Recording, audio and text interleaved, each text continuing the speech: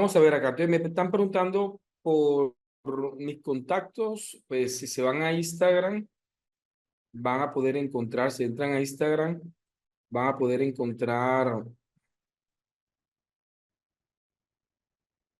vamos aquí, ¿sí? Van a poder encontrar mis contactos. Aquí les comparto mi Instagram para los que no me siguen, puedan seguir. Hoy acabo de montar un video bien interesante sobre cómo crear diapositivas utilizando inteligencia artificial. Y también van a encontrar también ahí mismo mi WhatsApp con el que se podrán comunicar, ¿vale? Ahí se los comparto. Bien, ¿qué otra pregunta nos plantean por aquí, por este medio? Dice, saludos cordiales, estoy muy agradecido por estos talleres, ya está en la tercera vez que los veo diplomados y siempre la profe Ever Coronado da aportes nuevos, ok, aunque el esquema de la clase es el mismo, la primera vez que el diplomado me certifiqué me dieron 3 certificados, para aquí está contando más o menos. Sí, ayer de hecho Arnaldo hablaba un poco al respecto. Sí, ojalá que nos abran la posibilidad de hacer un diplomado netamente cualitativo, donde yo pueda profundizar allí. Vamos a ver de qué manera podemos avanzar lo más que podamos y al final del diplomado, si tenemos el espacio, intentar entrar a ese tema de análisis de datos. Ok, voy aquí a apagar el chat para que toda su atención esté puesta a este servidor. Sí, me tengo que configurar varias cositas.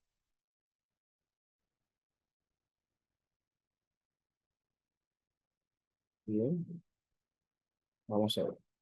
Entonces vamos a arrancar. Ya creo que entramos en un plano un poco más práctico y vamos a ver cómo logramos ese ejercicio. Bien, ¿por dónde comenzar a hacer un proyecto de investigación?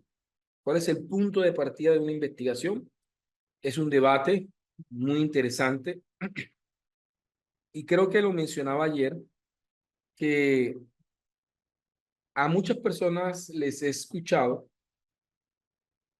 decir que el punto de partida de una investigación es la pregunta. También he escuchado a muchas personas decir que el diseño metodológico surge del problema, que es el problema quien nos dice qué diseño de metodológico vamos a realizar.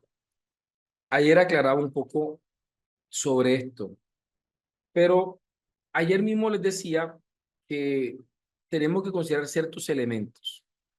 Una investigación es un proceso sistemático y por ende coherente. Es un proceso sistemático de coherencia sistemática. Eh, este meme ilustra el error que cometen muchos estudiantes, sobre todo cuando hacen investigación. Están en grupo, dice, tú haces la introducción, yo hago la conclusión, tú haces la biografía y mañana unimos todo eso en la universidad. No, tú haces la descripción del problema, yo hago los objetivos y mañana unimos todo eso en la universidad. Lo cierto es que ese tipo de situaciones muchas veces no salen de la manera correcta. ¿Por qué? Porque muchas veces no hay coherencia entre los elementos y terminamos viendo proyectos de investigación que son forzados a que encajen desde las posturas que han asumido los investigadores. Así que cuando nosotros definimos esa triada, esa fundamentación epistemológica de la investigación, esa fundamentación teórica, esa fundamentación metodológica, sean coherentes. Es decir, una investigación, al igual que un edificio, al igual que una arquitectura o que una obra civil, eh, es un supersistema compuesto de muchos subsistemas que deben de estar concatenados, que deben complementarse, que deben ser coherentes. Entonces, eso es lo que nosotros buscamos en una investigación. Por esa razón, vamos a arrancar en la clase de hoy repensando un poco sobre cómo es el punto de partida de una investigación, ¿sí? Eh, la gente siempre ha mencionado que el punto de partida suele ser la pregunta. Sin embargo, la pregunta creo que es un elemento fundamental de la investigación. De hecho, para mí es como el ADN del proceso investigativo, es la columna vertebral de la investigación. No obstante, no creo que sea el punto de partida. ¿Por qué lo digo? Porque como profesor, siempre que pedimos a los estudiantes que hagan una pregunta de investigación, muchas veces se les dificulta, porque es que la pregunta no viene de la nada. La pregunta surge de una interacción del sujeto con la realidad. Quiere decir que antes de la pregunta está la interacción del sujeto con la realidad. Es decir, antes de la pregunta está la observación como proceso cognitivo. Está el análisis como proceso cognitivo que te lleve a generar perturbaciones cognitivas o que te lleve a generar preguntas o a formular problemas. Entonces, debemos comprender que el preguntar hace parte de la naturaleza cognitiva del ser humano. Por ejemplo, Isaac Newton se preguntó por qué las manzanas no caen para arriba, y aunque esa pregunta parece algo eh, eh, obvia, o su respuesta parece algo obvia, las preguntas se formulan y son complejas en sí mismas. Para poder responder esa pregunta, ¿por qué las manzanas no caen para arriba? Pues obviamente les tocó, obviamente, repensar las leyes de Newton, ¿sí? Identificar, obviamente, todos esos elementos y los aportes que pudieron dar. Entonces, ¿qué afecta a una investigación? Se lo decía en partes el día de ayer. Aristóteles decía que la filosofía nace del asombro.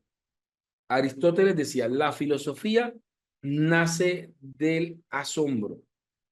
La filosofía se consideraba como la madre de la ciencia, considerando que le permitía al sujeto repensar la realidad, problematizar la realidad, filosofar la realidad. Pero Aristóteles lo decía, la filosofía nace del asombro.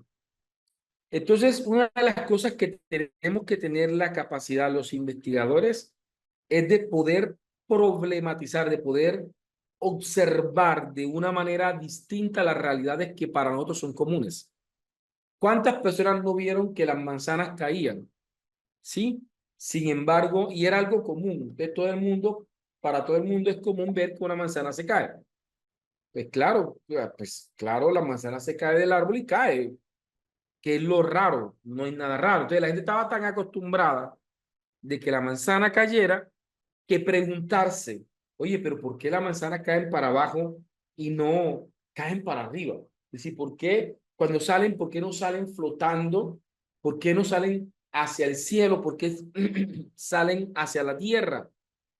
Es decir, por siglos muchas personas vieron esa realidad, pero Newton se asombró al ver algo que todo el mundo veía diariamente, que las manzanas cayeran hacia abajo. A él le sorprendió, oye, pero ¿por qué cae para abajo? ¿Por qué todas las manzanas caen para abajo? ¿Y por qué cae a la velocidad que cae? ¿Sí? ¿Y por qué si yo tiro un objeto con menos peso se demora más para caer? Y si las características físicas del objeto, por ejemplo, como un papel abierto, lo tiro desde un segundo piso, pues va a demorar mucho más para caer. Todas esas cosas que quizás antes eran obvios y por eso es que nadie se preguntaba y nadie consideraba que era necesario sacar información de ahí, entonces ahí está. Eh, en una conferencia, en un evento, eh, tuve la osadía, digo que fui osado, en hacer cierta crítica a la educación superior en Colombia. Y yo les decía eh, que que nosotros a veces somos países que nos cuesta el desarrollo científico y el desarrollo social porque nuestra educación se centra en transmitir información, se centra en el qué. ¿sí? Entonces yo enseño desde un qué. Y es muy común nosotros definir desde nuestras también circunstancias. Por ejemplo, en una ocasión, un ingeniero civil le escuché decir lo siguiente: bien, muchachos, en este tipo de terreno se puede construir, y decía, y tajantemente decía, y en este tipo de terreno no se puede construir. Y veíamos obviamente un qué claro, un qué frente a qué tipo, en qué tipo de terreno se puede construir, y quedaba más que claro en qué tipo de terreno no se podían construir. Así que los estudiantes terminan asumiendo una cosmovisión frente a esto se puede y esto no se puede. ¿Y por qué no se puede? No sé, no se puede y listo. Es decir, se asume un pensamiento concreto, un pensamiento inamovible, que se asume como una definición, como un principio, como una ley. Y a partir de ahí, pues se sigue replicando en diferentes tipos de contexto y oralidad. Pues entonces yo les decía precisamente, ¿qué sucede? Y eso pasa en todas las asignaturas. El agrónomo dirá, en este tipo de tierra se puede sembrar, en este tipo de tierra no se puede sembrar. Pasará en diferentes tipos en medicina. Este tipo de operaciones se puede hacer, en este tipo de operaciones no se puede hacer. Y así en cualquier área de conocimiento. Habrán cosas que nosotros definimos que se pueden y que no se pueden desde el estado del arte real. ¿Qué es el estado del arte? Desde cómo está el conocimiento en ese momento. Pero vuelvo y digo, cuando el ser humano está en contextos donde no hay opciones, para nosotros el no se puede es una opción, y como opción es un privilegio. Podemos decir, no, aquí no se puede construir, busquemos otro terreno. Pero imagínense si estamos en un país sobrepoblado o en un país donde ya literalmente no hay más tierra donde construir, sino esa tierra donde por años se nos ha dicho que ahí no se puede construir. Entonces, ¿qué le pasa al ser humano? El ser humano tiene que encontrar no solamente el qué, sino el cómo. Perfecto. Entonces, ¿cómo puedo construir ahí? Y es esa perturbación cognitiva donde digo, oye, ¿cómo puedo construir ahí? Claro, desde el antecedente, desde el estado del arte, hasta la fecha de hoy está establecido que en ese tipo de tierra no se puede construir. Por esto y por esto, claro, lo tenemos claro. Pero considerando ese estado del arte, ¿qué no se ha hecho? ¿Qué tipo de técnicas, qué tipo de intervenciones desde la ingeniería se debe realizar para que ese terreno donde no se puede construir, entonces sí se pueda construir?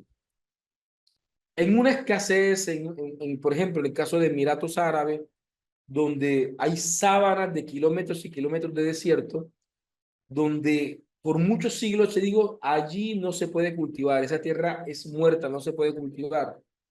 Pues bien, investigadores y científicos lograron sembrar en una tierra en la que por siglos no se había podido sembrar.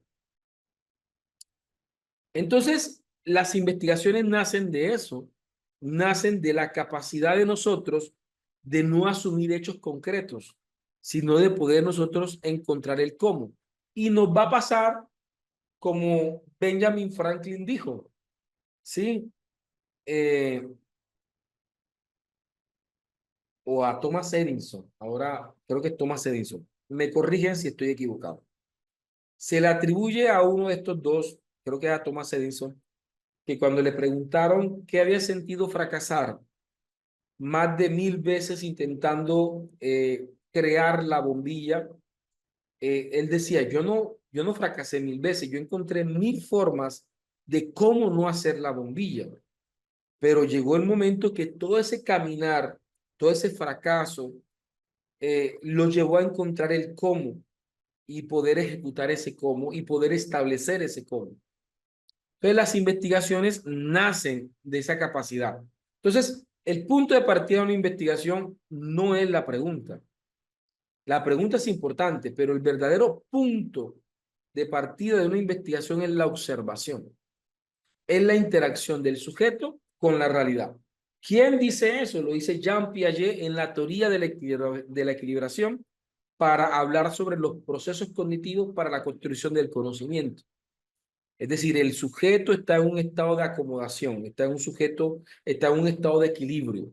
Así que él necesita interactuar con la realidad para poder observar la realidad, para poder analizar la realidad y entonces poder problematizar la realidad. Pero sin la interacción, sin la observación y sin el análisis, jamás va a poder haber problematización. No podemos construir una pregunta ni un problema si yo primero no observé la realidad, si primero no la analicé, no voy a poder entonces poderla, eh, poderla problematizar. Entonces, la observación se traduce a emplear todos los sentidos que tengamos, ¿sí? Para poder recolectar información del ambiente y que esa observación juegue un papel importante para darme los elementos o los hechos que yo necesito investigar. ¿Ok? De la observación, entonces, mire, este es el esquema de la teoría de la equilibración de Jean Piaget. El sujeto tiene un estado cognitivo, una estructura cognitiva. Entonces, está en un estado de asimilación de equilibrio. Al interactuar con la realidad se generan desequilibrios cognitivos, perturbaciones que llevan al individuo a nuevos estados de acomodación. Y aquí, solo aquí se genera la construcción del conocimiento. Pero debe haber una interacción previa con la realidad. ¿Sí? Permítame ponerle un ejemplo. En psicología, en una ocasión, estaba dándole clase a unos estudiantes ya de octavo semestre de investigación y yo les pedí a ellos que me buscaran una pregunta de investigación. Era una actividad de una clase hacia la otra. Y había un estudiante que en periodos o en semestres pasados era muy aplicada, pero en esta ocasión, este estudiante la veía bastante desubicada, poco participativa, y de hecho, después de ser una de las estudiantes que primero me entregaba las actividades, se estaba atrasando en las actividades. Entonces, frente a esta actividad, cuando la califiqué, me di cuenta que ella no la entregó, y cuando todo el mundo se fue, le pedí favor que se quedara un momentico para conversar qué estaba pasando. Yo le preguntaba qué le estaba sucediendo. Entonces, la persona me dice lo siguiente: vea, profe, usted dejó la actividad hace una semana. Y le voy a ser honesto, he estado revisando en libros, he venido a la biblioteca y no he podido ubicar un tema de investigación, una pregunta de investigación. No la tengo, profesor. Y yo le digo, qué tristeza. Pero me decía, profesor, y si me permite abrirme con usted, contarle, estoy pasando por una situación. Le digo, claro, cuéntame. Me decía, eh, tenía una relación afectiva con mi novio de muchos años y este año decidimos irnos a vivir juntos. Un noviazgo de muchos años no aguantó 3 meses de convivencia. Terminamos, pues la persona terminó abandonándome literalmente y me decía, y desde entonces para mí ha sido muy difícil. Y no lo tome personal, no tiene que ver con su clase, pero así estoy con todas las demás clases. Y a pesar de que intento tener la disciplina de estudio, me siento bloqueada, no alcanzo a procesar información bien, profe, definitivamente me siento desalentada, me siento esto, porque tenemos una cantidad de proyectos juntos, ya él no está, entonces queda un vacío grandísimo con respecto a qué se viene para mí en los próximos años. Entonces yo le decía a esta persona, bien, ¿qué estás estudiando? Psicología. Perfecto. ¿Qué tarea te pedí? No, profesor, hacer una pregunta de investigación. Perfecto. ¿En qué momento te dije que buscaras una pregunta de investigación en un libro? Una investigación no se encuentra en los libros. Le decía, eh, mira todo lo que me has contado. Me has descrito un problema. Es decir, estás viviendo una dificultad, me la has descrito. ¿Podrías sacar una pregunta de investigación de esta descripción que me acabas de hacer? ¿Cierto? Así que ella comenzó a trabajar y me entregó una pregunta. ¿De qué manera, sí, las rupturas afectivas, las rupturas socioafectivas y emocionales inciden e influyen en el desarrollo y desempeño académico y profesional de estudiantes universitarios. Entonces, es solamente cuando entendemos que los problemas salen es de la realidad, ¿sí? De una realidad que se observa, de una realidad que se analiza, de una realidad que se describe y que finalmente se termina problematizando. De esta manera, para poder llegar a la pregunta de investigación, lo primero que tengo que hacer es observar la realidad, observarla, ¿cierto?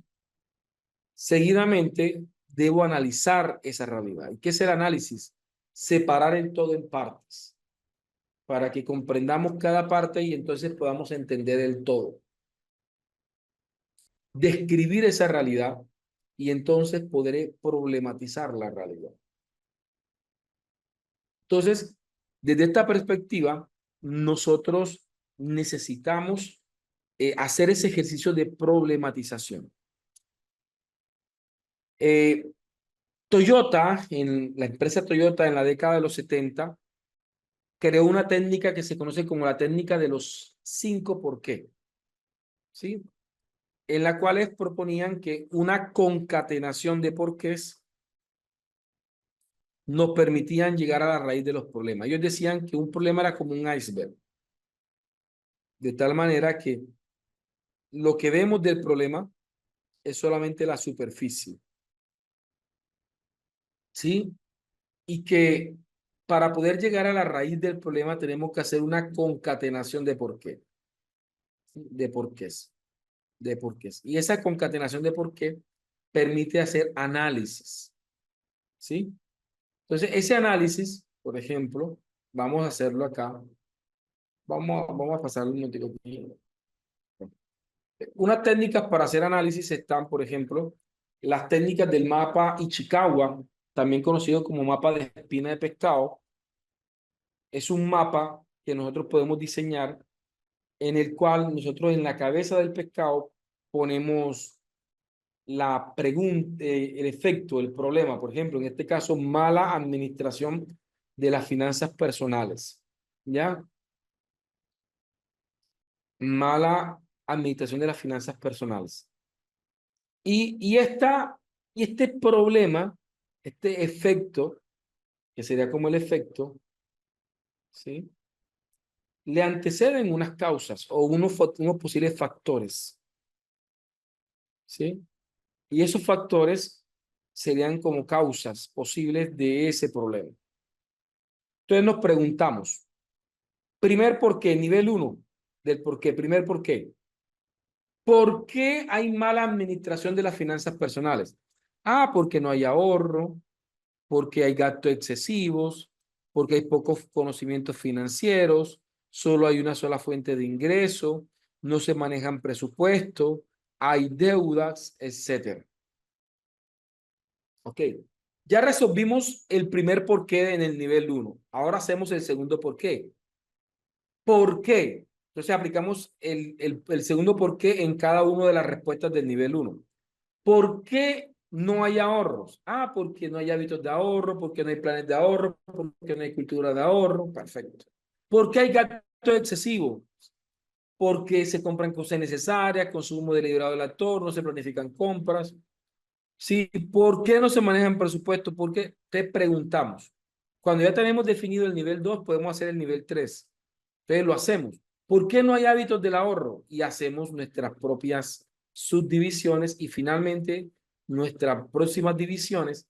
Y si llegamos al nivel 5 del por qué, vamos a tener todo un entramado de ramas sistematizadas del problema, de los posibles factores que pueden estar asociados al problema.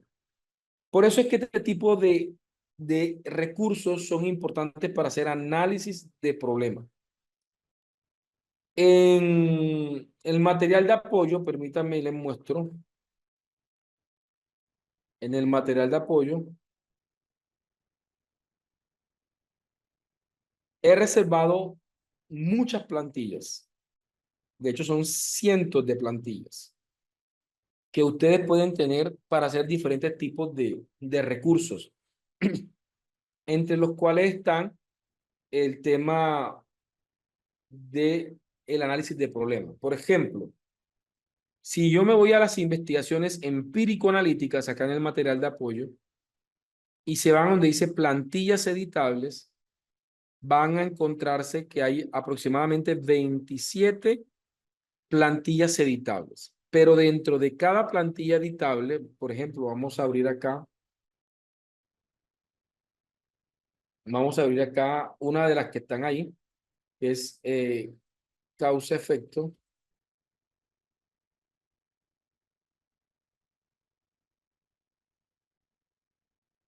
Por ejemplo, así, esto es como una plantilla de esa. Miren que esta plantilla tiene más de 35 diapositivas 100% editables, donde van a encontrar modelos de mapa Ichikawa completamente editables. Pueden editar el texto, el color, todo pueden editarlo. ¿Sí? Ya, todo pueden editarlo. Van a encontrar diferentes modelos que les van a poder permitir hacer análisis de información. Ya, hacer análisis de información. ¿Vale? Entonces vamos a estar haciendo precisamente ese análisis. Entonces vamos a estar haciendo un conjunto de cosas, ¿vale? Voy a confesarles algo. Yo durante el día de hoy en la mañana he estado con cierto deterioro, un poquito de salud, así que les voy a pedirle el favor, vamos a hacer una pequeña práctica para ver si me tomo algo y retomamos, es decir, para poder seguir con la secuencia. Así que voy a intentar irnos a una pequeña práctica, ¿sí? Para poder, obviamente, tener un espacio, ¿ok?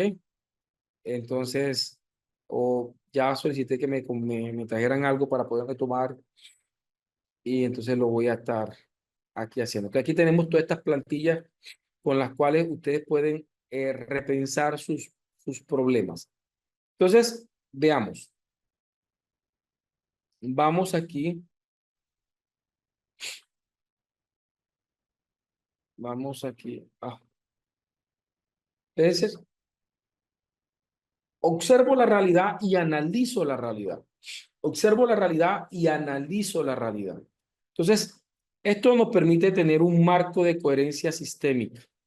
Entonces, de ahora en adelante, durante este diplomado, vamos a estar trabajando en este marco de coherencia epistémica, de coherencia sistémica de un proceso de investigación.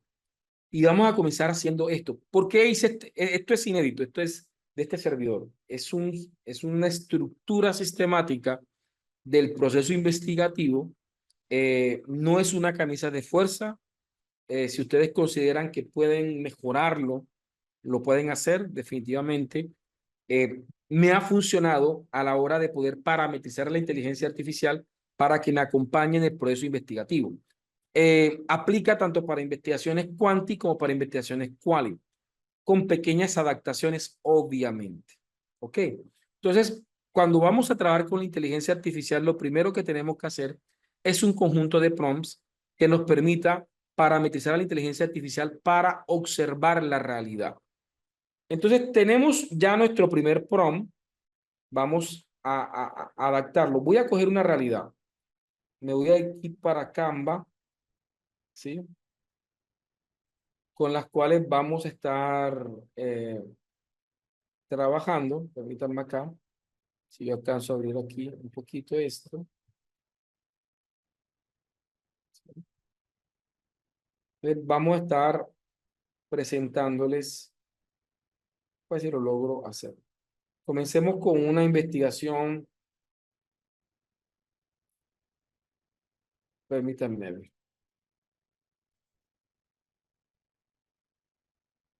Ustedes ya tienen este archivito, lo hicimos hace 2 días atrás, donde presentábamos el primer prompt, ¿cierto? Y decíamos que el primer prompt tenía que tener perspectiva epistemológica, metodológica, teórica, contexto e instrucción, ¿cierto? En este caso, estamos parametrizando, si nos seguimos con esto, estamos dándole la triada para que ella sepa cómo va a observar la realidad. Entonces, le dimos la triada metodológica, epistemológica y teórica. Es importante esa triada y se la suministramos a partir de esto. Vamos por a ver. Voy a seguirme con este mismo ejemplo. Vamos a decir, lo hacemos desde cero. Este mismo ejemplo. Este sería cuantitativo, ¿sí? Esto sería de tipo, si no estoy mal, cuasi experimental. Vamos para ver. Aquí está. Sí, cuasi experimental. Entonces, voy a hacerlo y ustedes me pueden ir acompañando, ¿vale? Entonces, ¿cómo lo vamos a hacer? Yo les entregué a ustedes 10 inteligencias artificiales generativas. Pueden utilizar la que ustedes quieran. Yo voy a utilizar ChatGPT, ¿cierto? ¿Vale? ¿Sí? Ayer pasó algo. Ayer alguien me hacía un aporte sobre, sobre la etnografía y la inserción social. Eh, si- Soy como decía Edgar Morán. Edgar Morán decía, nosotros habitamos en un océano de incertidumbres con pequeños archipiélagos de certeza. Eh, Alguien me hacía, profe, creo que no es requerido la inserción social en la etnografía. Así que un pequeño, hice un pequeño prompt donde le pedí a la inteligencia artificial que me investigara, ¿sí? Eh, y permítame, y yo le pongo fue un pro sencillito, sino que aquí tiene como unos errores de sintaxis, se los voy a mandar aquí, el prompt de consulta. Este es un prompt de consulta sobre el tema de la etnografía, también para que de pronto les sirva a ustedes. Le dije simplemente a la inteligencia artificial, actúa como experto, no quise ni siquiera predisponerla a un autor. Eres experto en metodología de investigación etnográfica, ¿sí? Metodología de investigación etnográfica. eh, y le hice la pregunta, responde y argumenta eh, con autores. La etnografía requiere o no una inserción social por parte de la investigación. Es decir, podría hacerse una investigación etnográfica sin inserción social. Esto más o menos se lo pregunté a la inteligencia artificial. Eh, no porque la inteligencia artificial sea infalible, no. Simplemente le pedí que me presentara autores. Me responde lo siguiente. Respuesta que debo inspeccionar, que debo buscar fuente por fuente y corroborar lo que me acaba de decir. Dice, desde una perspectiva epistemológica rigurosa y metodológicamente fundamentada, la etnografía sí requiere ineludiblemente un proceso de inserción social por parte del investigador, dado que este método se basa en la observación participativa y en la inmersión prolongada en el campo, ¿cierto? Elementos que permiten comprender los significados, prácticas. Ese fue el prompt. No le di más información, ni quise como basarme en Miguel Migueles o basarme en dos o tres autores, no. Le pedí el favor que de pronto intentara explicarme un poco. Dice, uno, fundamentación teórica de la inserción social. Autores clásicos y contemporáneos consideran que la etnografía implica una presencia situada del investigador en el contexto cultural que estudia, ¿ya? Y vuelvo y repito, quizás no implicaría que de pronto que se fuera a vivir, pero sí debe haber un proceso de familiarización y de inserción social con la comunidad.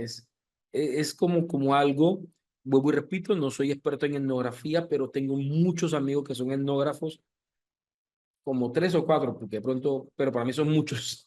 Eh, y he tenido la oportunidad de estar en ponencias etnográficas, en eventos en los que también hemos tenido la oportunidad de escuchar a varios ponentes. Y una de las cosas que logro resaltar de esos ejercicios ha sido, en cierta medida, la inserción social. Y la tengo tan presente porque antes del doctorado eh, no pensaba que fuese obligatoria en la investigación acción participativa. No obstante, en mi tesis doctoral se hizo completamente fundamental establecer una fase de investigación preliminar antes de la primera fase, antes del objetivo específico número uno, me tocó hacer una fase preliminar de inserción social, porque no puedo hacer una investigación, me estoy refiriendo a investigación acción participativa, donde se requiere mover estados de conciencia desde las estructuras de poder, cuando el investigador que va a ser parte de esa movilización no es reconocido comunitariamente por quienes hacen parte del estudio. Y fue uno de los desafíos más grandes. Entonces, intentando comprender la inserción social, me encontraba con muchos autores etnográficos. De allí a que la tenga presente y que la relacione con ciertos tipos de estudios como la etnografía, la etnoeducación, entre otras investigaciones que quizás por sus propias características epistemológicas se requieran algo de inserción. Sí, pero el debate siempre va a estar abierto y el debate siempre, y quizás aparecerán tres o dos o varios autores que quizás de pronto digan lo contrario, y eso hace parte del conocimiento. Por el momento, estuve inspeccionando varios autores, ¿sí? Y se apunta a corroborar precisamente la característica epistemológica de la inserción como elemento del estudio etnográfico, poder de alguna forma tener esa relación. Entonces, ahí les comparto el prompt, pueden utilizar la inteligencia artificial que quieran, pueden pedirle matrices, yo puedo decirle aquí, construye una matriz, una matriz en la cual se presenten autores, obras y cómo relacionan la etnografía con, con la interdependencia, relacionan el diseño etnográfico, el diseño etnográfico con la necesidad de, no, el diseño etnográfico con la inserción social, con la inserción social, con la social, ¿sí? Y quienes se pueden, y quienes se distancian de la inserción como requerimiento fundamental en la etnografía, ¿sí? Al finalizar, presenta otros diseños, al final presenta otra matriz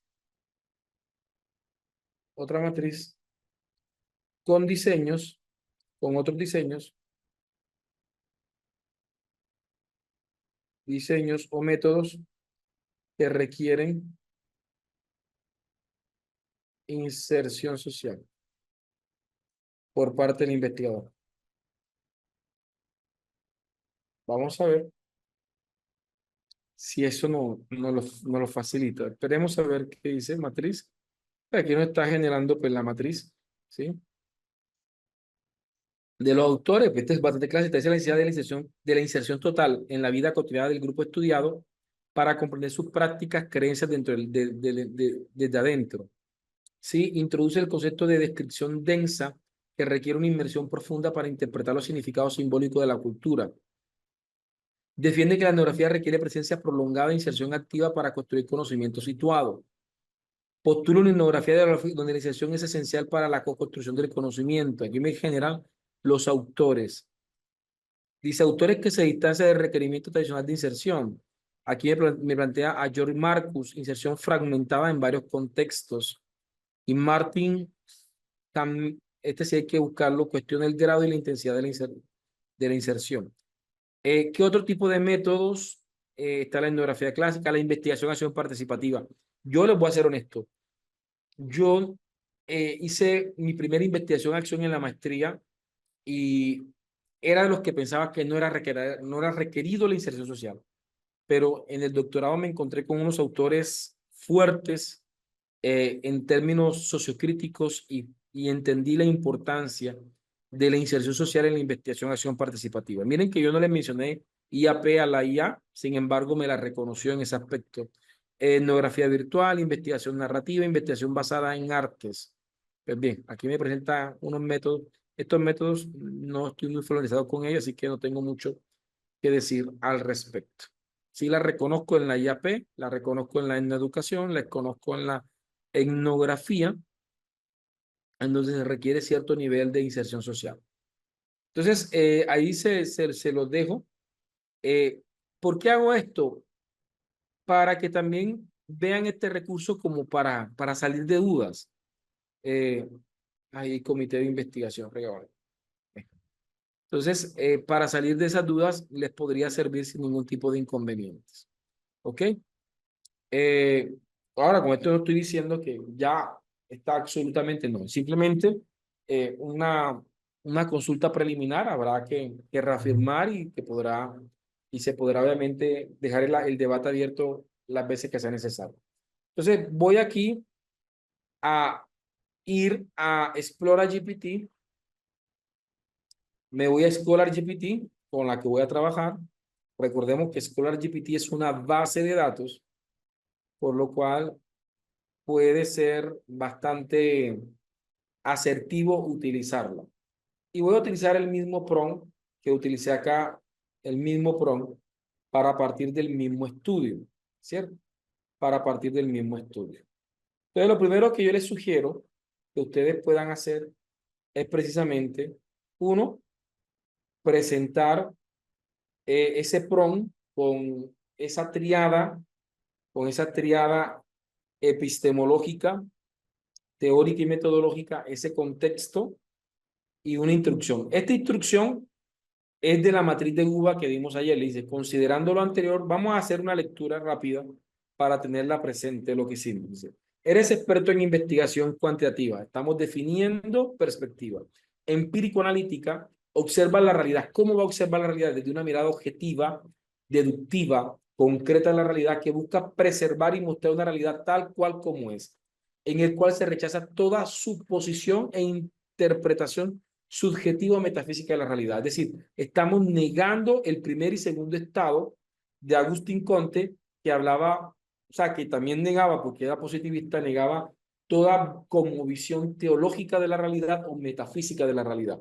Nosotros estamos asumiendo esa posición positivista, pidiéndole obviamente que no haya cabida ni a la subjetividad ni a la metafísica en la realidad. Es decir, la realidad es concreta, es empírica, es analítica y se mira desde el universo sistemático de los datos recolectados, cuyas características son medibles.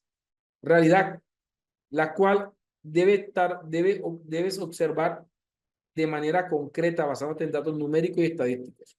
Igualmente eres experto en metodología de la investigación cuantitativa, empírico-analítica, cuasi experimental, de alcance correlacional. Profe, ¿por qué arrancamos con esto? Porque yo les decía, nosotros tenemos una cosmovisión predefinida en nosotros y desde esa cosmovisión observamos la realidad, consciente o inconscientemente, ¿sí? Entonces, tengo que irme hacia esas estructuras cognitivas desde las cuales voy a observar la realidad para poderla observar, ¿ya? Con esto no quiero negar que quizás hayan personas que tengan una amplitud paradigmática, es decir, hay investigadores que nadan como pez en el agua en métodos cuantitativos, en métodos cualitativos, en métodos emergentes, en métodos complejos. Mejor dicho, ellos pasean bien y quizás tengan la oportunidad, pero no son todo el mundo, de pronto de observar la realidad de una manera más compleja y desde esa complejidad, entonces asumir, tener las opciones de diferentes tipos de ruta y decir, no, esta realidad creo yo que podría resolverse de esta manera, ¿ya? Cuando los estudiantes no logran ubicarse en, si quieren una investigación cuantitativa, empírico-analítica, si quieren una investigación de qué tipo de enfoque, de qué tipo de paradigma, de qué tipo de método, yo lo que hago es preguntarle, ¿qué quieres investigar? Dímelo con tus palabras. ¿Qué quieres? Es decir, ¿qué quieres resolver? ¿Qué quieres estudiar? Dímelo con tus palabras.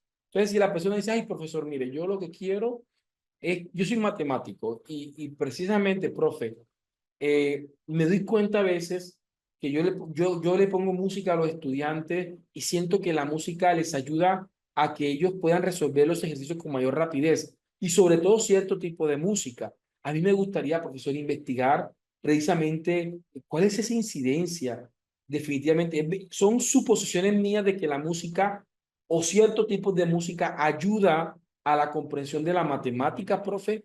Yo quiero saber si de verdad son cosas mías o en verdad yo puedo demostrar que la música, sobre todo ciertos tipos de ritmos, pueden ayudar a la comprensión o al procesamiento. Entonces, miren cómo me lo está planteando. Él está viendo una realidad en la cual él plantea una suposición, él plantea un supuesto, él dice, desde lo que yo he observado de la realidad, la música, sobre todo la música clásica, la música instrumental, que tiene ciertas características, favorece, profe. Eso lo he observado. ¿Sí? Favorece. Estoy más que convencido que ayuda a que los chicos, de hecho, a veces veo que favorece que ellos puedan entender y puedan realizar operaciones matemáticas.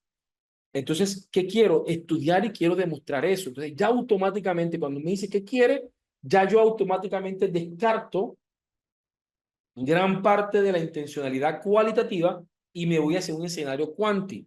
Ah, porque es que esta persona quiere demostrar un hecho, quiere corroborar un hecho, y para eso va a tener que hacerlo desde un lenguaje exacto. Aquí no hay lugar para ambigüedades, para subjetividades. Aquí tenemos que ser lo más objetivo posible. El estudiante va a asumir un rol relativamente pasivo, porque aquí lo que estamos estudiando es cómo la música como aspecto del ambiente influye, ¿sí? En la respuesta del estudiante. Y el estudiante, digamos, lo que simplemente va a estar allí en esa estimulación auditiva y en esa observación y esa evaluación cognitiva de procesos matemáticos. Entonces, cuando yo le pregunto a las personas qué quieren hacer, es diferente, ¿ya? Ah, pero si me dicen, no, profesor, mire, yo soy matemático, profe, y me he dado cuenta que a pesar de que el enfoque pedagógico del colegio es constructivista, los profes de matemáticas siguen dictando esa matemática a la antigua, donde es la nota lo que motiva al estudiante, y eso hace que los estudiantes hagan los exámenes, muchas veces los ganen, pero al poco tiempo se les olvida lo que aprenden, profe, y yo siento que es importante que la matemática se vuelva real para la vida de los estudiantes. Es decir, cómo articulamos las matemáticas para resolver problemas del contexto, por ejemplo, su proyecto de vida, el tema financiero, las finanzas personales, cómo a partir de las dificultades, cómo la matemática del aula de clase se convierte en una herramienta que le permita a los estudiantes repensar su propia realidad y que le permita resolver problemas en su contexto, ¿sí? Para que la educación no esté basada simplemente en un examen, sino que esté basada para la vida. Entonces ya él me está diciendo algo, ya aquí no nos interesan tanto es decir, nos interesa una matemática, pero desde un empoderamiento humano, desde un empoderamiento social, superando las dinámicas hegemónicas de una enseñanza tradicional. Entonces ya esa manera en cómo estoy observando la realidad me pone en otro paradigma, me pone en otra posición. Entonces yo le digo, no, tu investigación, por como me lo estás planteando, desde tu intencionalidad como investigador, es una investigación más cualitativa. Alguien me decía ayer, profe, ¿puedo hacer una investigación cualitativa para trabajar el tema de las energías renovables? Yo le decía, pues todo depende de cómo esté observando la realidad.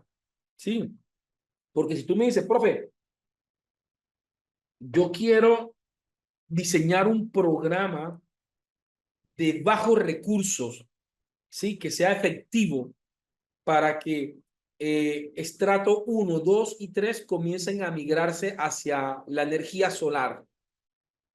Es decir, eh, ¿de qué manera se pueden diseñar eh, métodos técnicas y tecnologías de bajo costo que se pueden implementar en contextos económicos 2 y 3. Por ejemplo,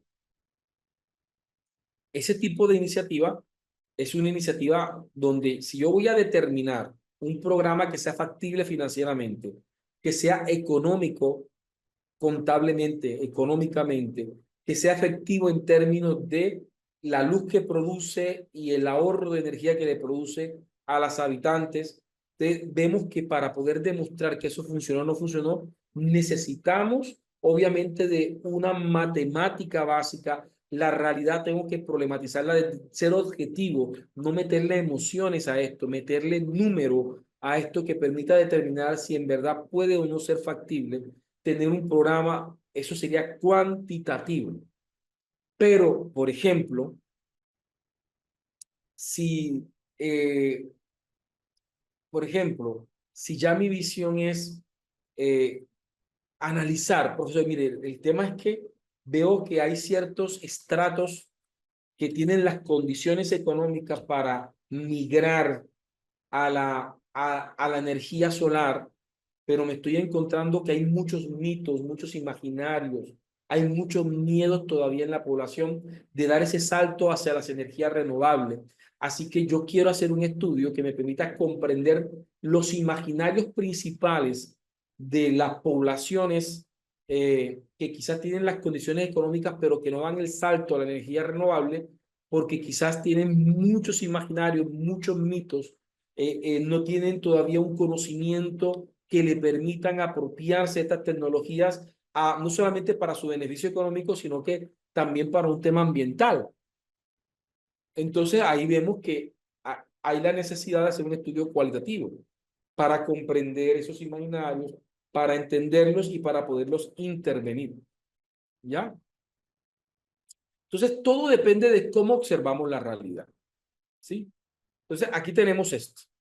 Tenemos nuestro primer prompt y tenemos nuestra respuesta. En esta respuesta, lo que hemos logrado es tener la matriz de Guba orientado a que la inteligencia artificial reconozca la posición paradigmática, metodológica y epistemológica. Entonces, por ejemplo, ¿cómo se consigue la naturaleza tanto del conocimiento como la realidad? Enfoque cuantitativo. Entonces, la realidad existe de manera objetiva e independiente del observador. El conocimiento es verificable, medible, datos empíricos analíticos. Voy a pedirle el favor que corrija. Voy a decirle, eh, reconstruye la matriz, eh, adiciona a la respuesta anterior. Por ahí, aquí hay dos formas. Voy a hacerlo de esta forma mejor. Voy a editar el prompt.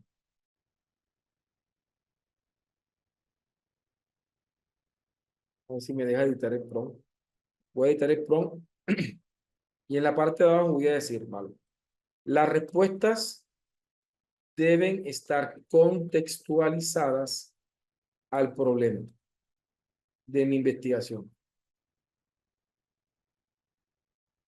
Para que esa respuesta no quede general, sino que esté contextualizada a la investigación.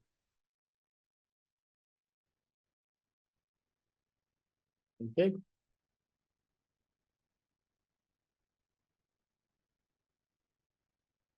Ya le voy a pasarle este prompt para que usted lo pueda entender. Se lo voy a pasar. Entonces, prompt 1, y vamos a ir haciendo los prompt. Prompt 1,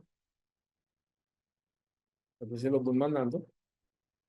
Ya esto ustedes lo tienen. Tienen el prompt 1, pero ya vamos a avanzar en otros prompt.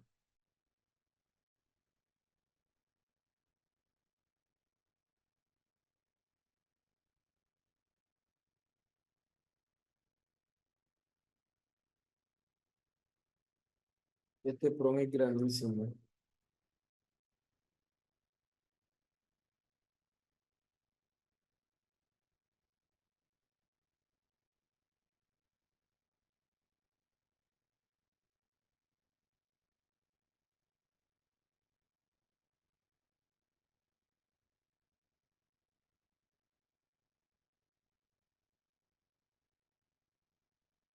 Vamos a ver, prompt 2.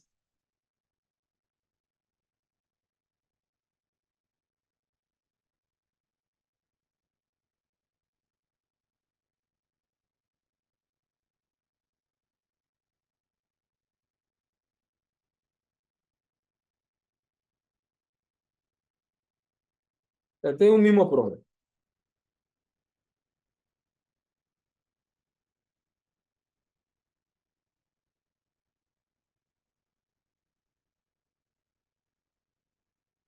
Un solo PROM, sino que es largo. Me tocó mandárselo en casi en 4 pedazos para que ustedes lo puedan tener.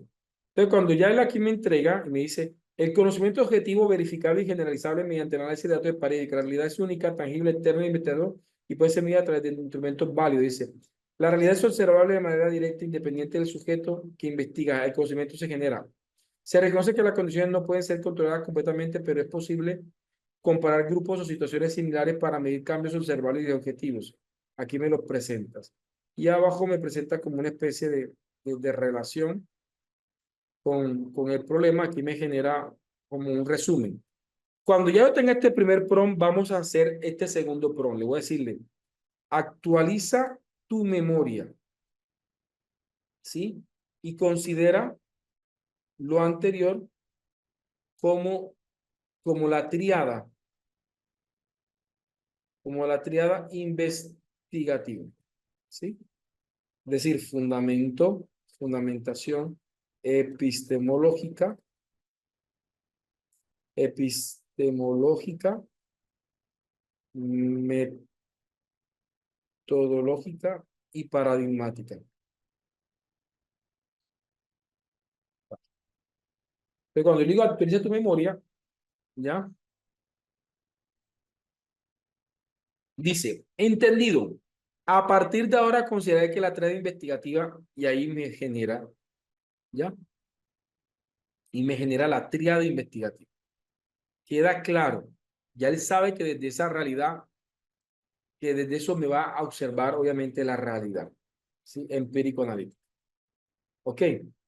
Ahora viene lo segundo. Ya tengo, por ejemplo, unas características de la observación de la realidad. Ahora, ¿qué me toca hacer? Me toca analizar esa realidad. Y analizar es como separarla, sistematizarla. Entonces, aquí yo sugiero que ustedes puedan, por ejemplo, vamos a ver este problema. Vamos a leer el problema que tengo acá. Digo, soy investigador en el campo de las ciencias sociales humanas y ciencias de educación. Requiero hacer una investigación en la cual se diseñe y valide un plan de formación para estudiantes universitarios que les permitan mejorar sus finanzas personales. Considera que en la Universidad de Córdoba se han identificado un problema. Aquí estoy diciendo el problema. Y acá tengo, en mi matriz, tengo un mapa de Chicago. Este mapita de Chicago que tiene que ver con las variables, que tiene que ver con estos elementos. ¿Ya? Con estos elementos con los que he observado la realidad.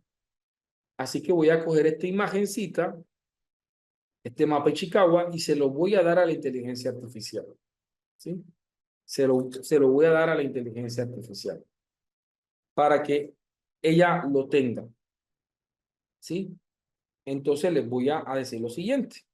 Segundo prompt, vamos a hacer una matriz de categorías de variables preliminares. Entonces yo le voy a darle, voy a juntar aquí mi imagen. Voy a juntar mi imagen para ver si aquí está. Ahí está la imagen, se la acabo de juntar aquí a ChatGPT y vamos a construir el prompt aquí en el segundo prompt. Vamos a construirlo. Prompt 2 vendría siendo matriz preliminar de variables. Cuando ustedes están observando una realidad empírica, no sé si ustedes nunca se vieron la película Matrix. En la película Matrix, Neo, su poder era que veía la Matrix, veía el sistema. Yo creo que el investigador tiene que tener ese poder. Nosotros tenemos que ver la realidad desde una postura sistemática. Es decir, así que vamos a ver esa realidad, ese problema que le planteé. Entonces le voy a decirle, considerando la tríada investigativa y considerando el contexto problemático antes mencionado, en el prompt anterior se mencionó, ¿sí? Y considerando el mapa causa-efecto, es decir, Ichikawa,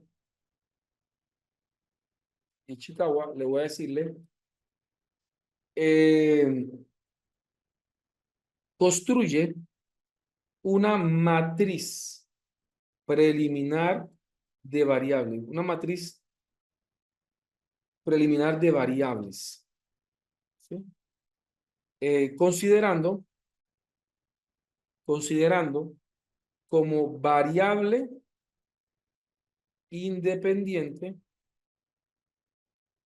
independiente, considerando como variable independiente, es decir, como variable, ¿qué es una variable independiente? Aquello que influye, considerando como variable independiente, eh, eh, los, la inteligencia financiera y en ella los factores que pueden influir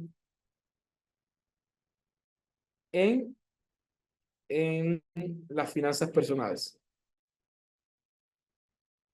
Que ya ustedes hacen el mismo ejercicio que ustedes quieren desarrollar. Segundo, ya, debo ser lo más puntual posible. La matriz debe tener, ¿qué vamos a poner? Vamos a poner variables, ¿sí? Tipo de variables. Aquí voy a poner aquí independiente o dependiente.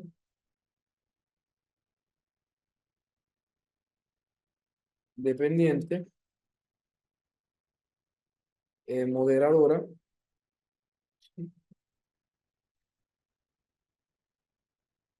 Si la hay. Si no la hay, ¿no?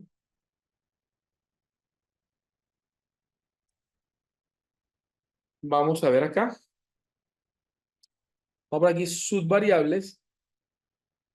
¿Sí? A esas subvariables, aquí tengo que poner algo. La matriz debe tener variables, tipo de variable, definición teórica de la variable. Aquí le voy a decir cita según APA 7, la definición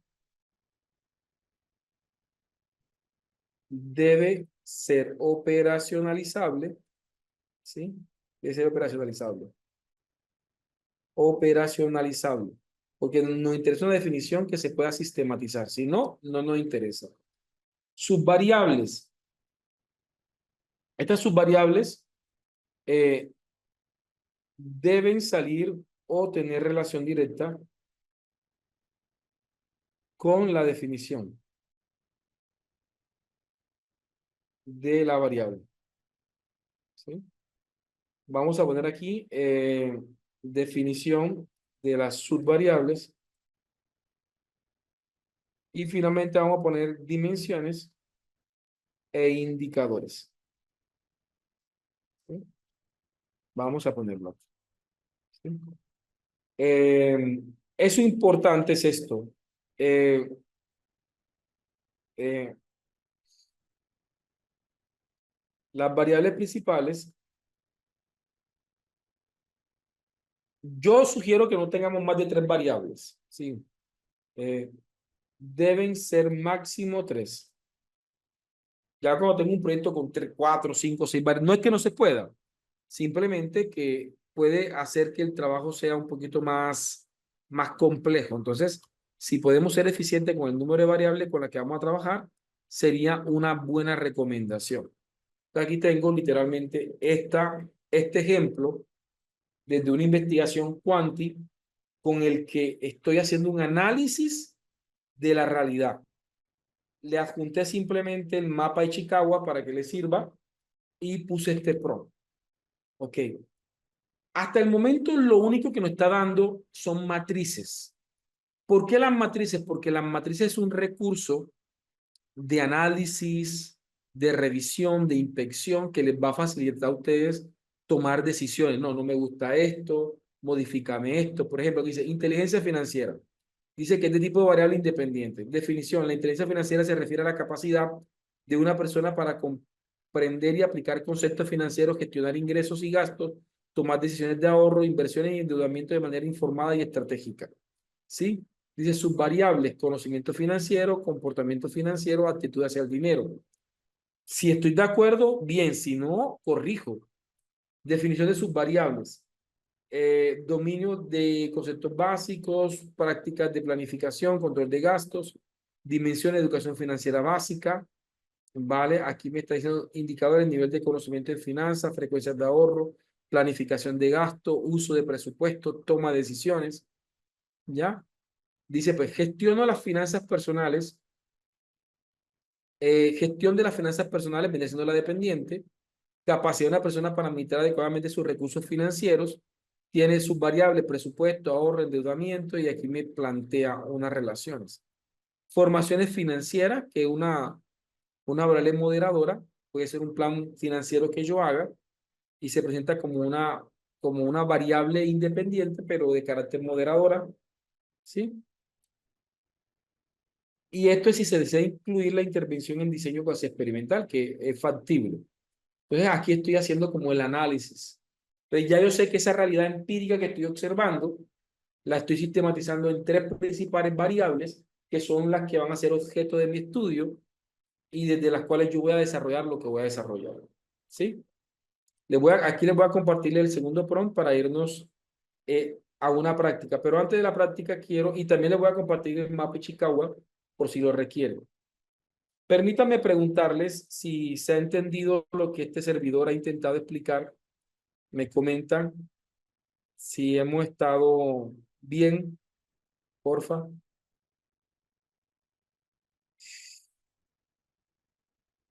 Vale,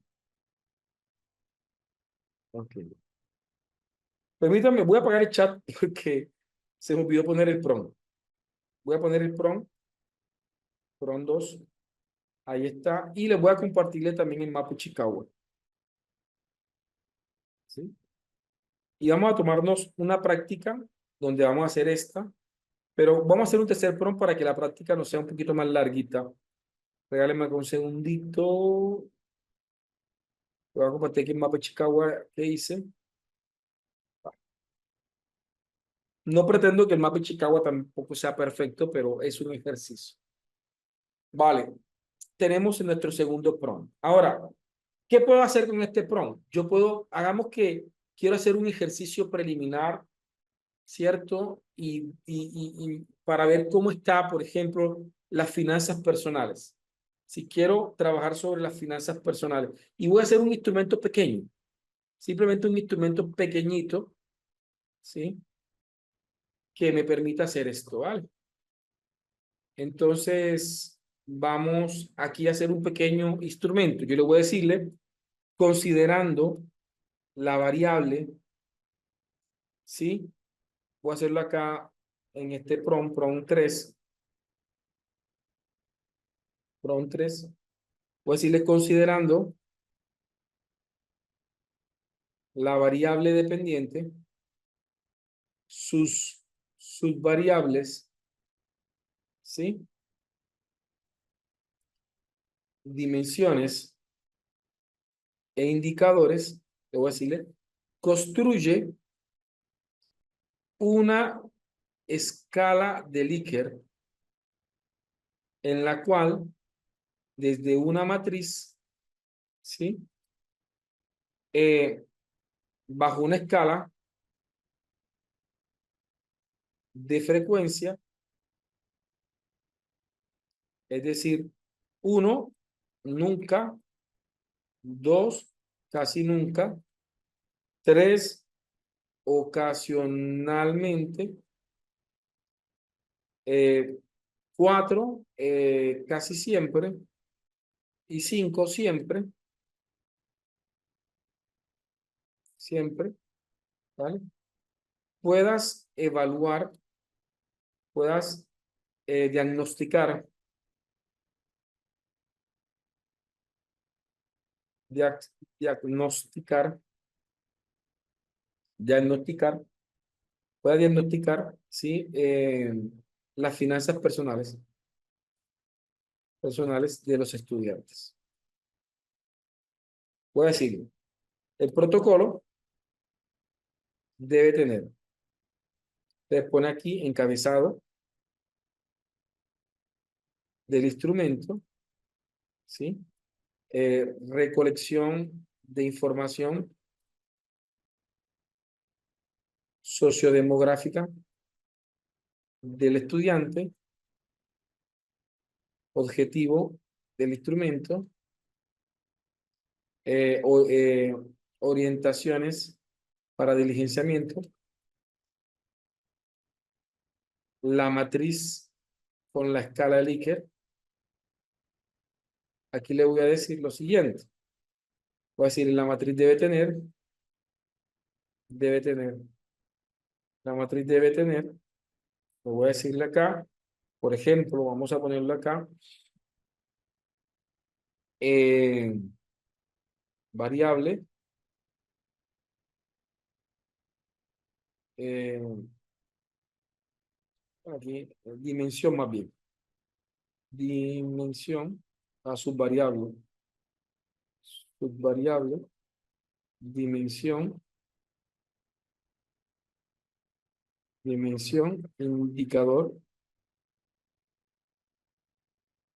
indicador, ¿sí? Debe tener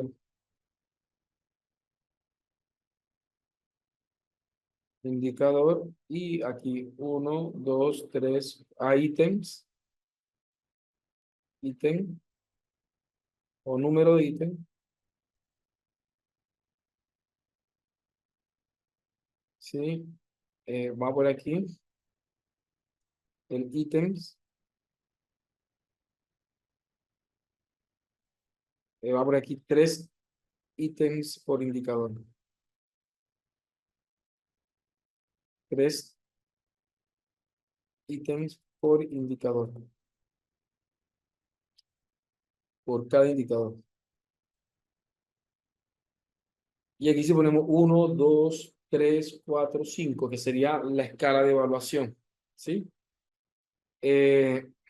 Vamos a ver si cierro acá y le digo objeto, instrumento, orientación para el diligenciamiento de la matriz, ¿sí? Y otras preguntas cerradas asociadas al estudio y que amplíen la comprensión del estado actual de la variable dependiente en la población objeto de estudio.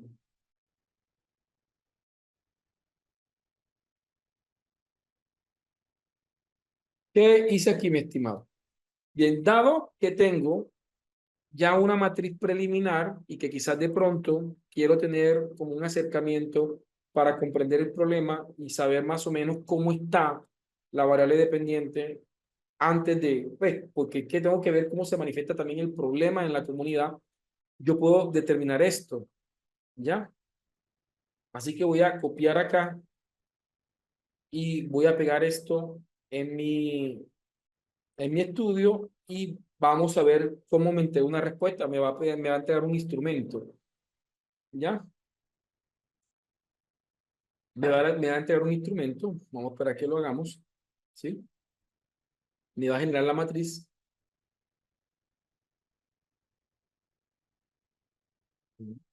Me va a estar construyendo todo,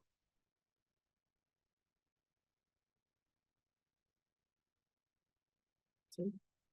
Entonces, aquí me está encabezado el instrumento, nombre, diagnóstico de la gestión financiera, población, estudiante universitario de la Universidad de Córdoba, del estudiante, objetivo del instrumento, orientación para el diligenciamiento. Falta como la información etnográfica, creo que no me la puso. Aquí están datos, edad, género, aquí están, sí, programa, escala de evaluación, sí, preguntas cerradas.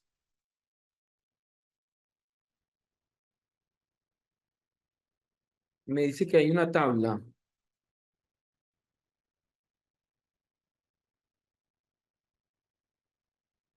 Bien,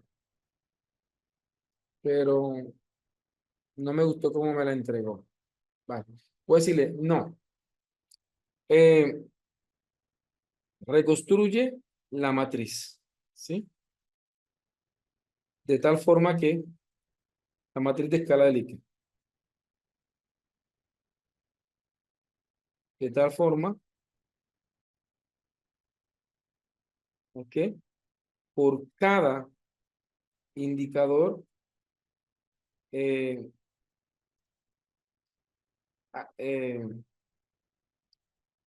puedan haber al menos, por cada indicador deben haber al menos 3 ítems, ¿sí? Entonces vamos para ver cuántos, por ejemplo, aquí en la área dependiente tengo cuántos indicadores. Eh, uno, lo que pasa es que aquí hay un problema. El problema es este. El problema es en la matriz de variables, porque tengo nada más 3 indicadores. Le vamos a poner aquí que hayan 7 ítems o 9 ítems. Vamos a ver, para que de pronto me quede. Voy a compartirle este segundo prompt, ya, para que ustedes lo puedan tener. El prompt de la escala de Likert.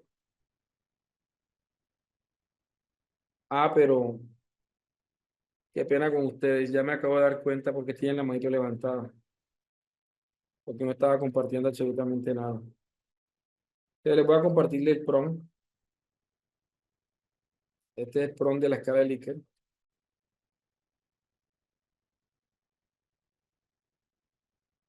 Qué pena con ustedes. Ahí les mando el prompt. Este prompt lo construí ahora en vivo y no tenía compartida la pantalla.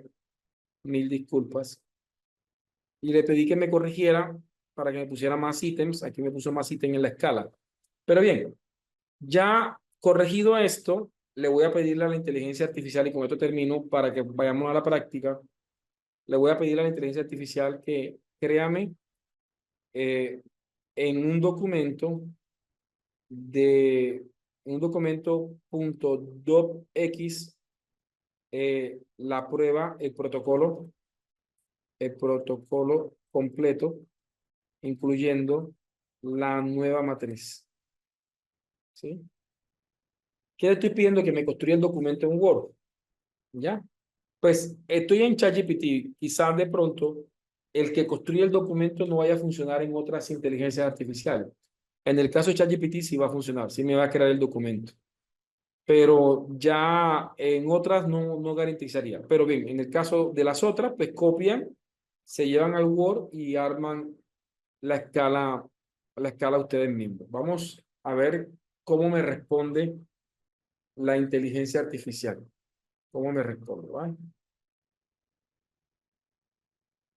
¿Sí?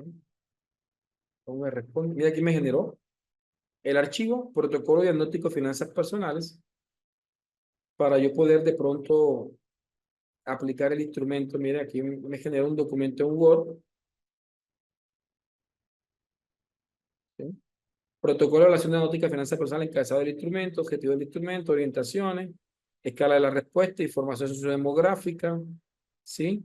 Preguntas cerradas, y aquí vienen los ítems, ¿cierto? Habría que organizar. Estas columnas las elimino. Estas columnas son más para diseño, para yo saber a dónde pertenece el ítem y poder hacer el análisis de datos. Pero a la hora del instrumento, lo que hago es eliminar la columna para que solamente me quede el instrumento.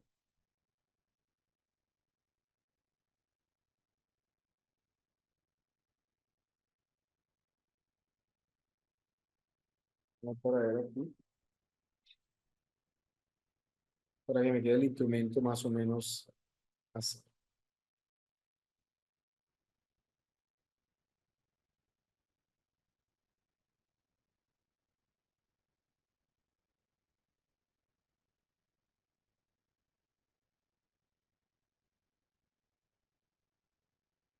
No tengo que corregir esto para que me quede.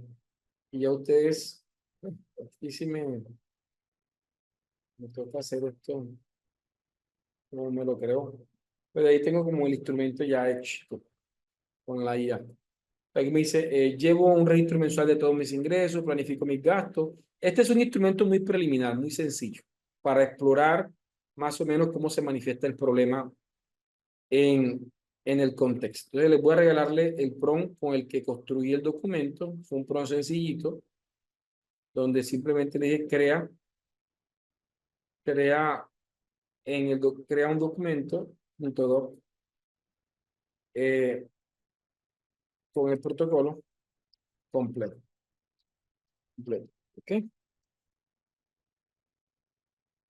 Bien. Voy a activar el chat y me van diciendo qué opinan. Ya cuando regresemos de la práctica, le doy la palabra a quien tienen la manito levantada. Pero aquí ya sí les voy a dejarle para que podamos practicar. Hay varios prompts que están disponibles para práctica. Son las 2:30. Vámonos hasta las 2:40 para que hagan el ejercicio bien. Vamos a tomarnos un par de minuticos más o menos hasta las 45, para que, para que tengamos tiempo suficiente para hacer los prompts que tenemos, ¿ok? Voy a habilitar el chat y me cuentan cómo vamos, ¿vale?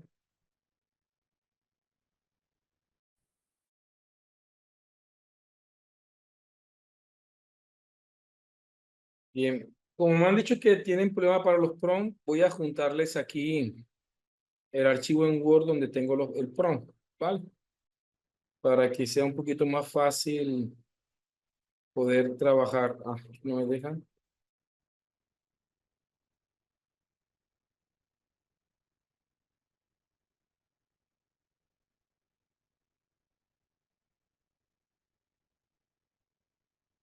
A ver aquí. Ahí les mando, ¿ok?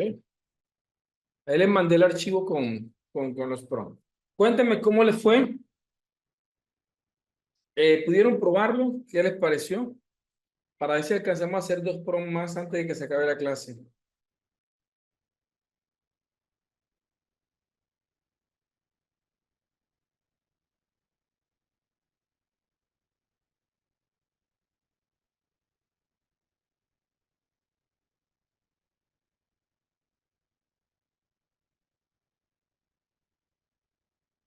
Ok. Vamos a hacer 2 prompts más.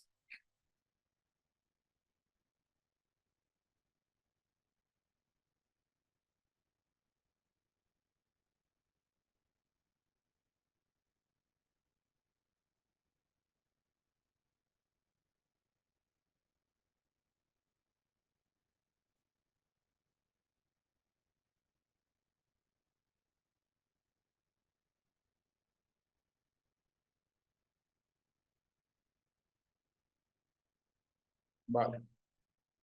Entonces vamos aquí a continuar. Entonces, mire, si nosotros partimos de este análisis, o sea, de este esquema, sabemos que hicimos lo siguiente.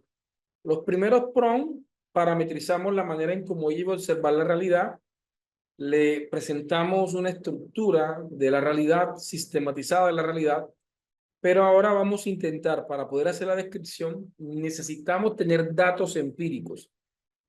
Y esos datos empíricos los tenemos que desarrollar desde esto. Voy a hacer algo acá, con el permiso de ustedes. Aquí me faltó el protocolo. Veamos para ver. Vamos a ver. Voy a editar el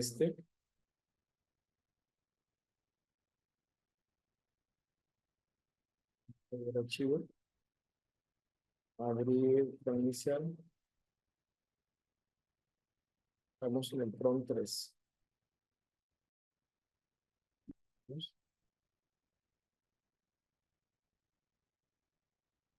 Vamos a editar acá. Voy a ejecutar. Modifiqué un poquito ese prompt para que, porque es que la edición es simplemente esto, que por cada subvariable debe haber al menos 3 dimensiones y por cada dimensión al menos 3 indicadores, para que me aparezca más organizado. ¿Ok? Y poder hacer,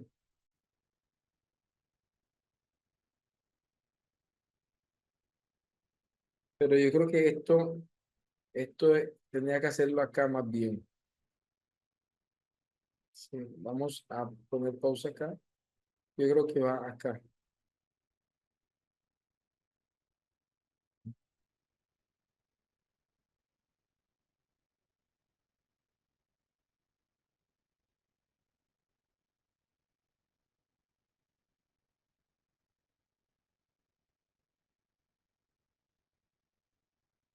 Sí. Será porque tiene la imagen. Permítanme, voy a repetir. Quiero repetir esto un momentico.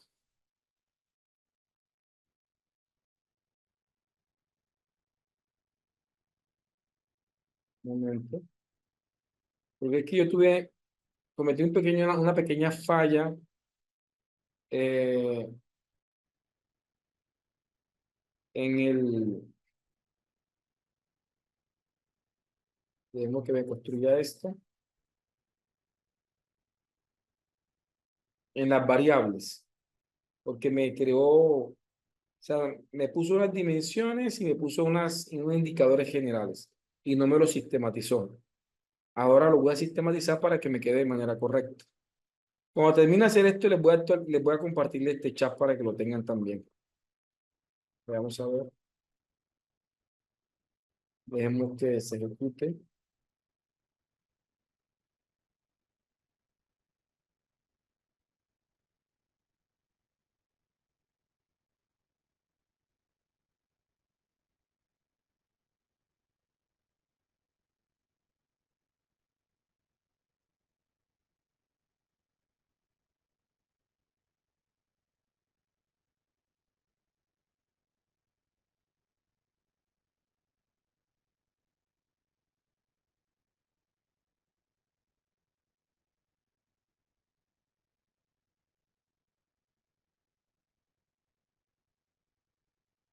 Vamos a ver qué pasa, porque no me está. Pero bien, mientras que él me hace esto, vamos a construir el PROM 4.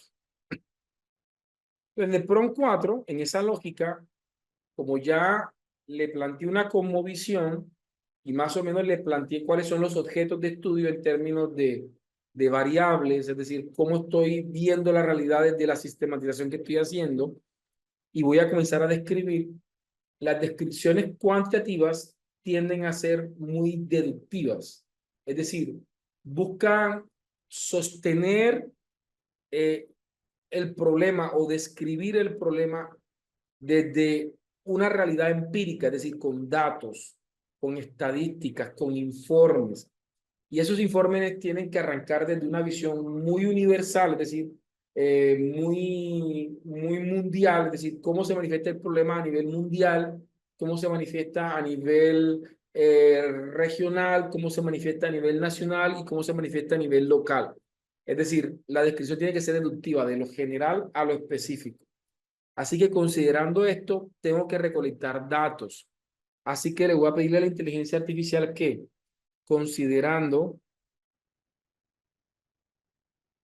considerando la matriz preliminar de variables, ¿sí? Eh, construye una matriz de, eh, podemos decirlo así, como de informes o datos estadísticos internacionales, ¿sí? que aborden, que aborden las variables, ¿sí? En contextos universitarios. Las variables en contexto universitario, ¿sí? La relación entre ellas, de tal forma que la matriz permita hacer un análisis de cómo se manifiesta el problema a nivel internacional, ¿sí?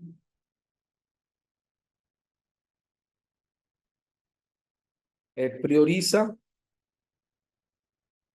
informes gubernamentales y no gubernamentales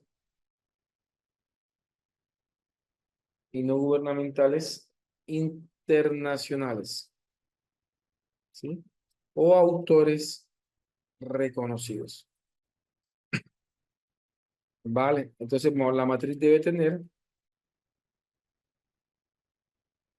tener, ponemos aquí autor u organización, cita según APA 7 para hacer la inspección técnica.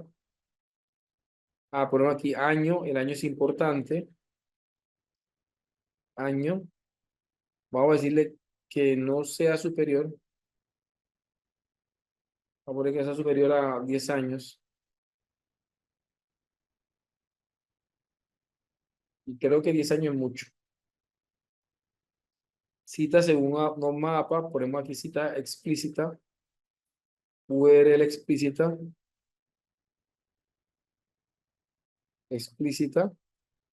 Vamos a ponerle aquí estadística,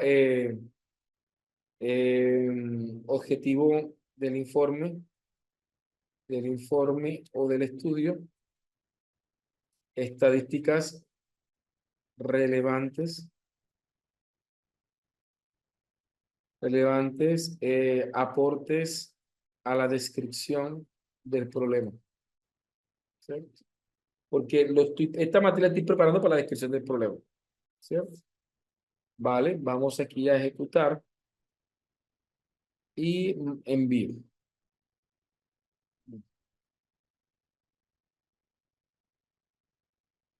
Permítanme aquí y voy actualizando acá en otra parte para ir corrigiendo el problema que tengo acá. Es un problema de las variables que me creó. Yo las acepté sin inspeccionarla y me di cuenta después de un error, ¿no? Por eso es la importancia de inspeccionar.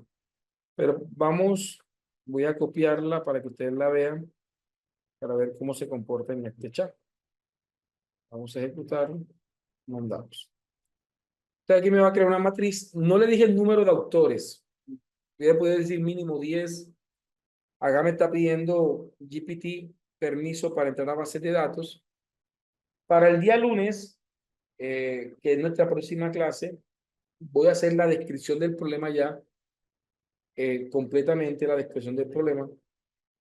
Y vamos a hacer la matriz integradora del proceso investigativo, es decir, objetivo general, objetivos específicos, los vamos a establecer el día lunes. Dejemos que aparezca acá.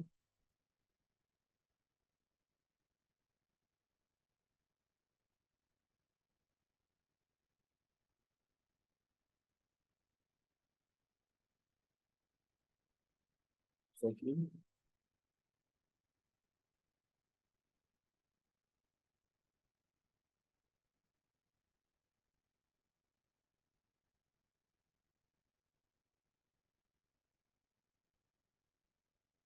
Vamos a ver cómo me resuelve.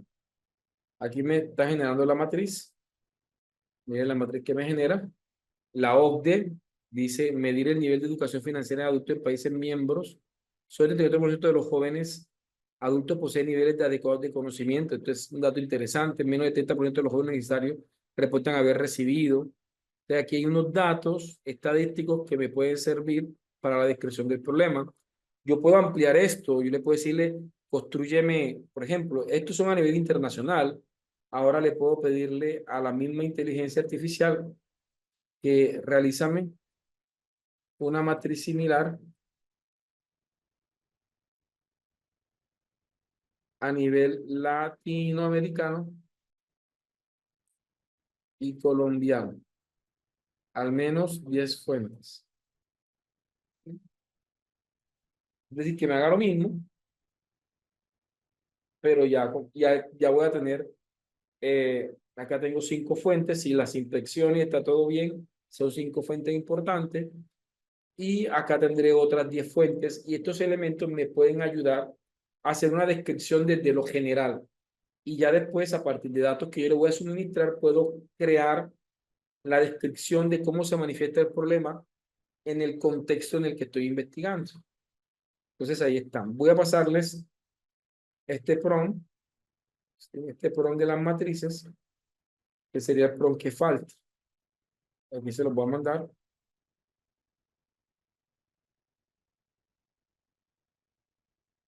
Prompt,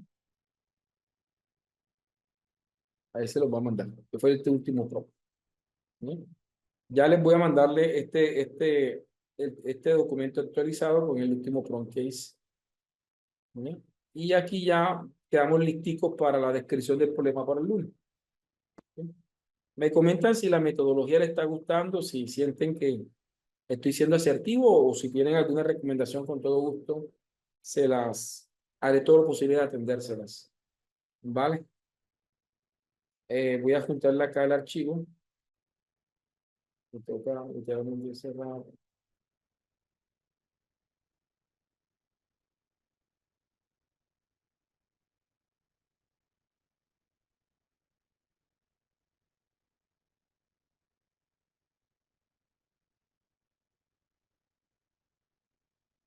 No me deja cargar el prompt.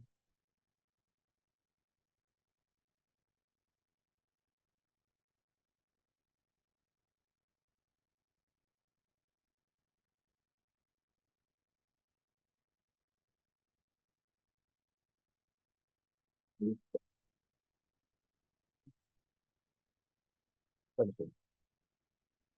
Llegamos a nuestra parte final del día de hoy. Eh, espero que la clase, el diplomado, los contenidos, las herramientas estén llenando las expectativas de ustedes.